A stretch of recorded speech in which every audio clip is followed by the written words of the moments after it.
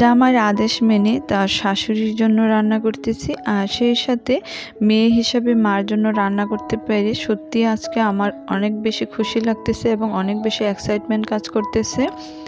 আসসালামু আলাইকুম এভরিওয়ান, কেমন আছেন সবাই? সবজিজ ব্লগের নতুন আরেকটি ভিডিওতে সবাইকে স্বাগত জানাচ্ছি। সকালবেলা উঠে কিচেনের পাশাপাশি আদার্স পুরা ঘরের কাজটাই আমি একটু হালকা পাতলা করে নিলাম। যদিও আমার মেয়ে এবং আমার হেল্পিং হ্যান্ড আমাকে অনেক সাহায্য করেছে। তো যাই হোক, গরুর মাংসটা মেরিনেট করে পাশাপাশি রেখে দিয়েছি, আর অলরেডি 10:30টার মতো বেজে গিয়েছে।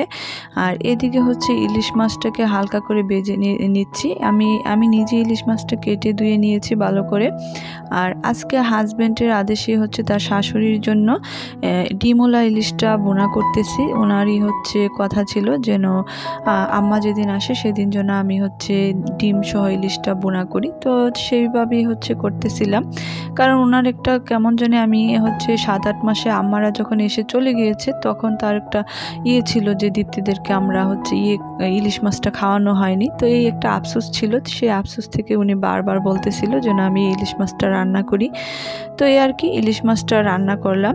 তো যেহেতু আমরা অনেকটা পথ জার্নি করে আসবে, অনেক বেশি রান্না বান্না আমি করিনি। তো যাই হোক, হালকা পাতলা খাবার দাবারই হচ্ছে রান্না করতেছিলাম।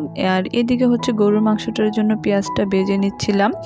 আর আজকে বলতে গেলে অনেক বেশি এক্সাইটমেন্ট কাজ করতেছিল, যেহেতু আম্মা আসবে।